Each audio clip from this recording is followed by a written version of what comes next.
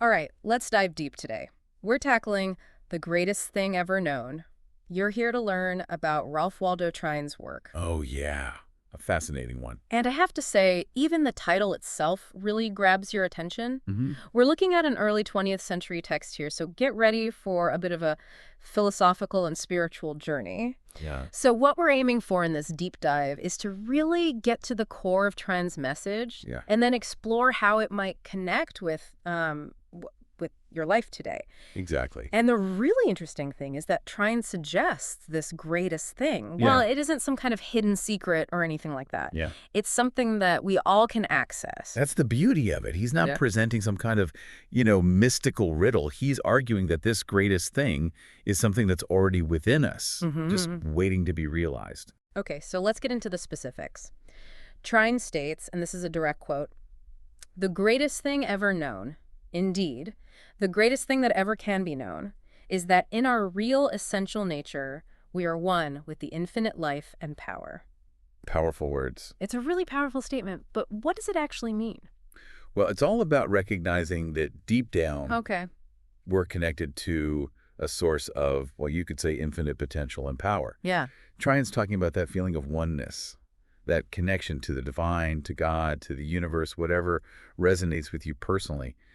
He believes that that tapping into this connection is the key to, really unlocking our full potential and experiencing true happiness. So it's not about like checking things off our to-do lists or becoming an expert in some really specific field, or Not at all. it's about this connection, this something bigger than ourselves that's already there. Exactly. And he even talks about an inner light that guides us, that intuition, that gut feeling, that sense of just knowing that comes from within. Okay. It doesn't come from external sources. Right. So he's encouraging us to tune into that inner voice. Okay. And trust in that inherent connection to something greater. Now, something that really stood out to me when I was reading Trine was, well, it was how much he emphasizes the power of thought. He even writes, and this is another quote, "Thought is the atmosphere, the element, in a sense, the very substance of the phase of divine being that we call human life." That's heavy stuff. That's quite a statement. Yeah. And this is where it gets really, really interesting. Trian's suggesting that, our thoughts, Yeah. well, they're not just these fleeting things happening in our heads. Okay. They actually have the power to shape our reality. Whoa. He believed that aligning our thinking with what he calls the divine mind, Okay. this sort of universal consciousness, Yeah. well, this can lead to real, lasting transformation in our lives. So if we're constantly thinking negative thoughts or, we have these limiting beliefs, are we actually creating a reality where those things are more likely to happen? That's what he's saying. It's kind of like Trine uses this great analogy Okay. of a chained eagle. He describes this eagle. Oh, right. Yeah, it's been chained to a perch for so long that even when the chain is loosened, it doesn't even try to fly. Right. It's just forgotten that it can. So it's lost sight of its true potential. Exactly.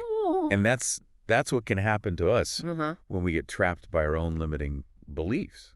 We forget the incredible power and potential Okay. that's inside us. All right. So how do we break free from those chains? How do we overcome those limitations Yeah, good question. and realize our full potential? Well, Trine challenges a lot of traditional views. Okay. He rejects the concept of original sin, the idea that we're inherently flawed right from birth. Right. Instead, he says that our limitations, well, they're self-imposed.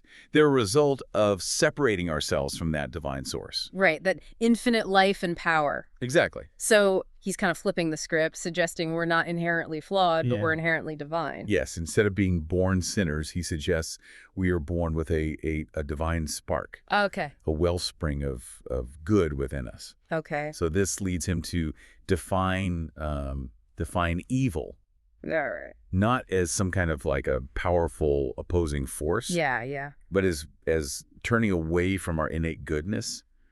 It's a distortion of our true nature caused by that perceived separation from the divine. So how do we navigate between this mortal mind, the voice of doubt and limitation, and then this divine mind, the source of potential and inspiration? Well, think of mortal mind as that inner critic, Mhm. the voice of, fear Yeah. and doubt. It tells us, we're not good enough, we're not smart enough, not Right. worthy. Yeah. Divine mind, on the other hand, is that voice of intuition, of inspiration, of love and acceptance. Okay. It reminds us of our inherent goodness Mm-hmm. and our unlimited potential. Okay, I'm starting to get a clearer picture now. Yeah. But how does this relate to more, um, I guess, traditional religious ideas? Okay. Specifically, in your notes, you highlighted Trine's interpretation of Jesus. Right, and this is where I think Trine offers a really, really fascinating perspective. He focuses on Jesus's what he calls conscious at one-ment with the Father, Okay. but instead of seeing it as a sacrifice to appease an angry God, Right. he believes Jesus's mission was to show us the path to oneness with divine being Right, for all of humanity. for all of us. So Exactly. Jesus wasn't dying to save us from sin, Right. but showing us how to live in that state of oneness, of connection. That's how Trine sees it.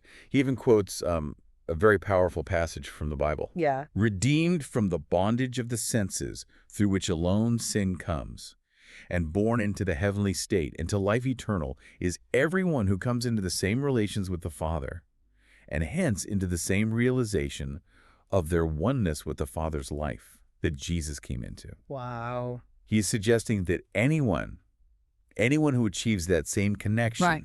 that same oneness that Jesus embodied, Good. can also experience that same liberation and fulfillment. Almost like Jesus provided a roadmap, not a bailout.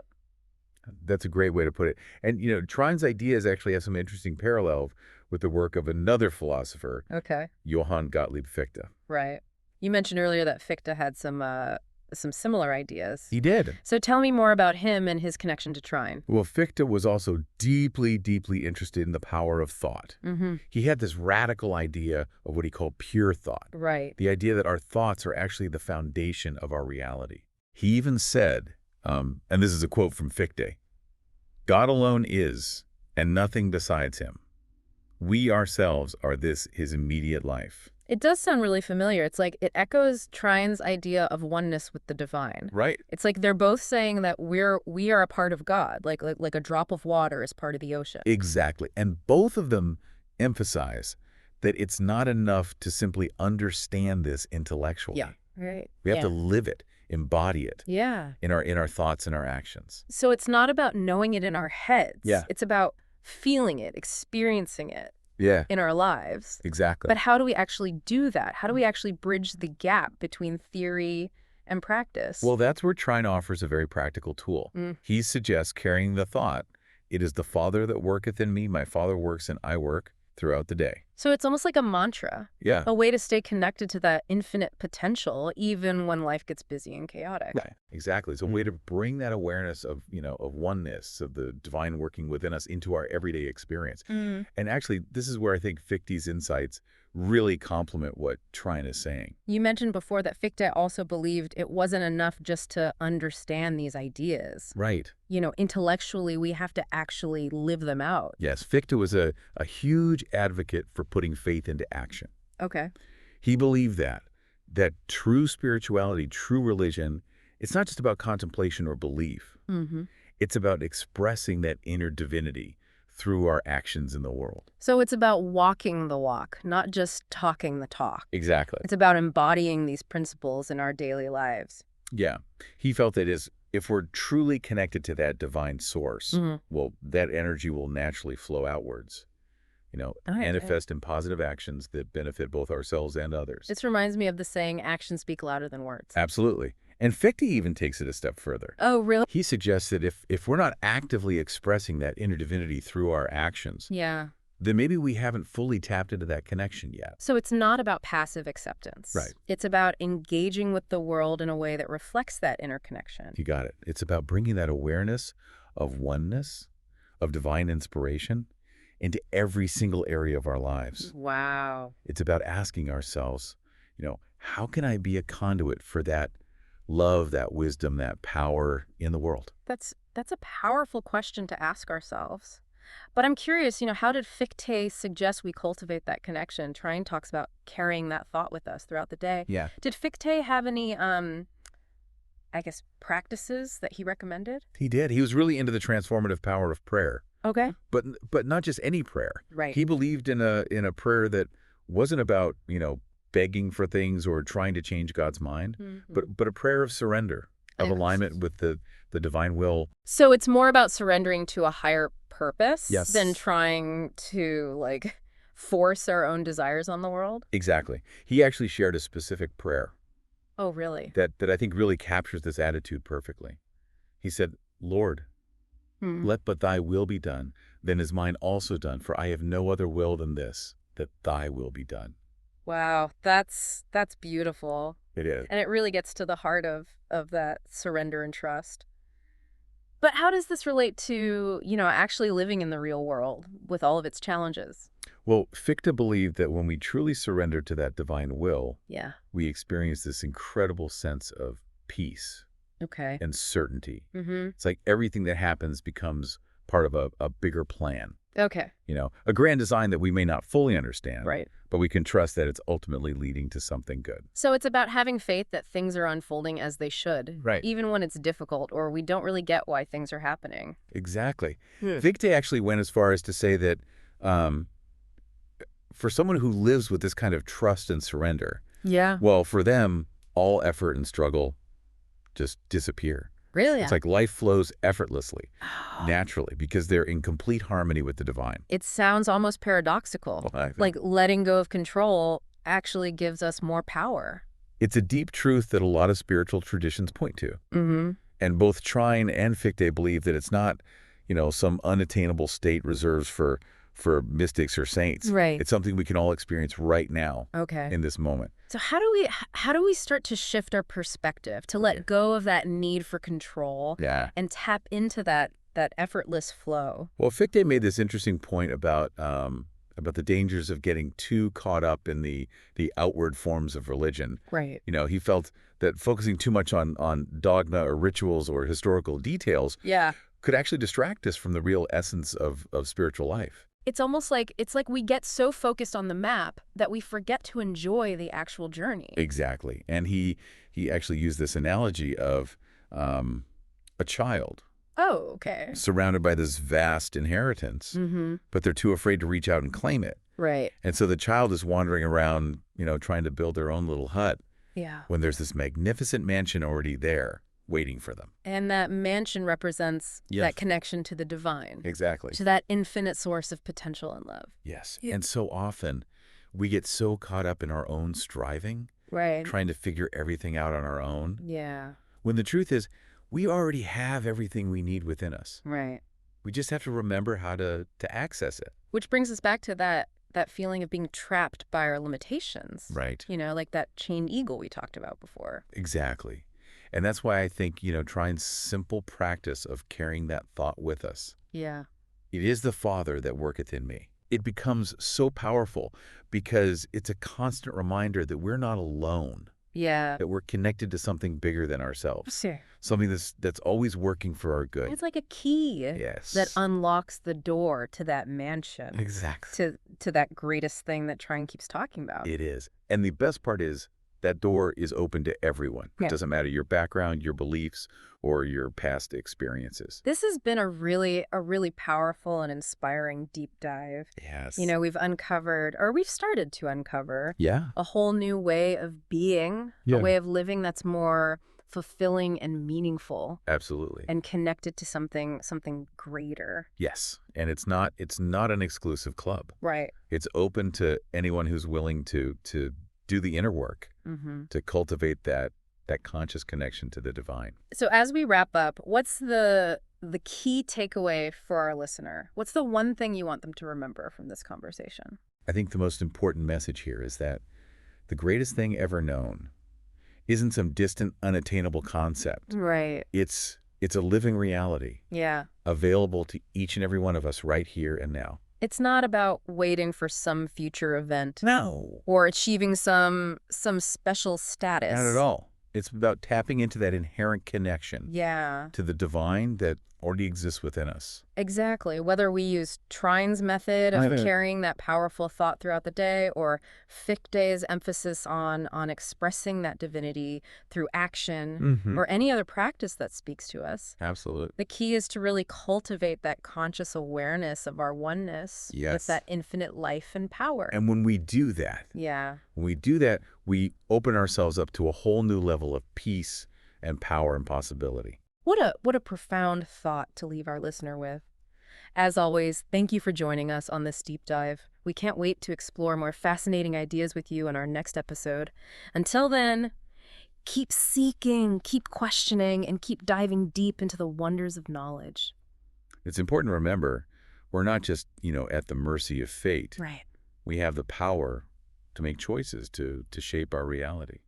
Earlier, you mentioned that Trine recommends consciously carrying that thought. It is the Father that worketh in me, Right. as a way to cultivate that connection to the divine. Mm-hmm. Did Fichte suggest anything similar? Oh, absolutely. Yeah. He was all about putting faith into action. Okay.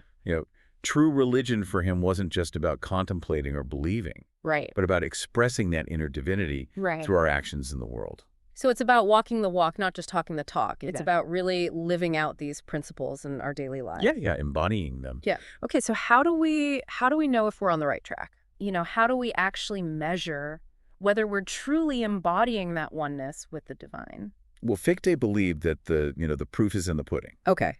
He actually said, if therefore there is in us no real life, if no activity and no visible work proceed forth from us, then is God not active in us? Wow. So basically the quality of our actions, reveals how deep that connection really is.